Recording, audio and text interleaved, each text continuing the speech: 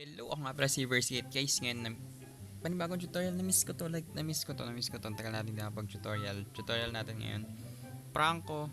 Okay, Franco tutorial. Start na tayo. Okay, start na tayo. Sino ba? Kahit sino na lang. Kahit ano ko lang sa inyo yung basic. Para mas madaling makapang-hook. Okay, mas madaling makapang-hook. Mas accurate yung pag-hook ninyo. And baka kasi maging meta to, malay nyo, di ba? Pero malakas pa rin to si Franco, malakas pa rin siya. And nung nakagamit ko nga lang sa kanya, kaya sobrang dali lang niya gamitin. Turo ko sa inyo yung basic na pang bibwisit kay Franco, tapos kung paano yung tamang mentality niyo pag nagpa-Franco kayo. So, gagawin nyo lang. Max na natin. Okay, so explain lang natin ng onte. Lagay tayo dito ng damage. Normal bot lang. Okay, so ano ba yan? Dalawa ba yan? Move natin ulit tayo. Ayan, isa. Ayan. So first skill, ito yung hook.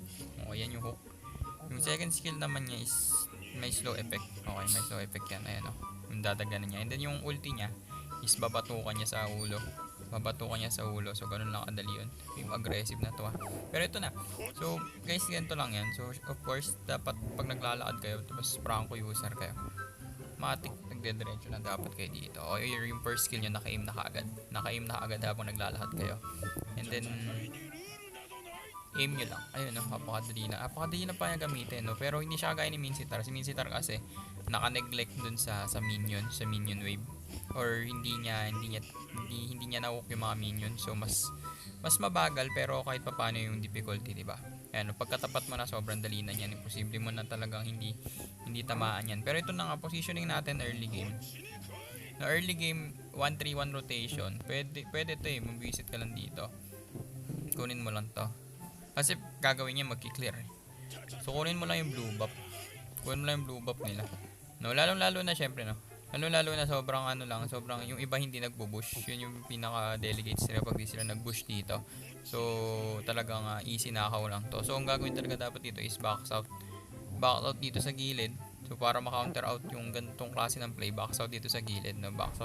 Kasi sobrang delay na kapag na-hook mo yan dito.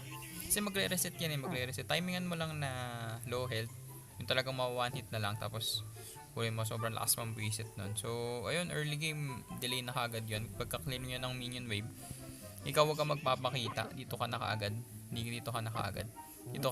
pumesto. Okay, so yun, ganun kasi talaga usual na rotation eh, talagang lalo na sa low ranks. Okay, low ranks, pwede nyo itong gamitin. No, kagaya nung pang-aagaw sa top lane, dun sa may off-lane tutorial ko. So isa yun sa mga tips na dapat nung Tapos syempre sobrang haba naman ang range nito, no. So yun, tumatama siya dun pa rin sa minion. Nakita ko lang na tumatama siya dun sa minion wave. Okay, so pag tumama siya dun sa minion wave, syempre maka-cancel yun, no. Kunyari, ayan, magaya ng kanina nasa harap yung minion wave. So baka kasi nagtataka, sayang ba't hindi tumama dun sa minion. Isa kasi konting wasiwas lang, nakaagad, konting wasiwas. So kailangan kita yun. Usually kasi magtatago talaga yan. Dun sa likod ng minion wave para maging shield nila. Pero kapag nakita nyo na opportunity, sobrang lapit na yun. Posible naman ang hindi tamaan yan, okay. Pero sobrang dali lang niya kasi ang layo naman na range ng ulti nito yung first skill nito ni Franco. So kita nyo naman, no?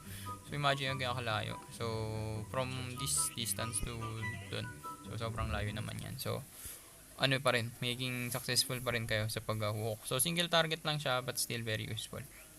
And ayun, sana gusto nyo yung video. Hanggang sa muli, ako si Versi. Kita-kits sa susunod na video. Susunod na video, may tuturo din ako paano patasin yung MMR ninyo. Medyo hindi ko alam kung bug, no. Dati kasi ginagawa yun, pero check natin kung okay pa rin.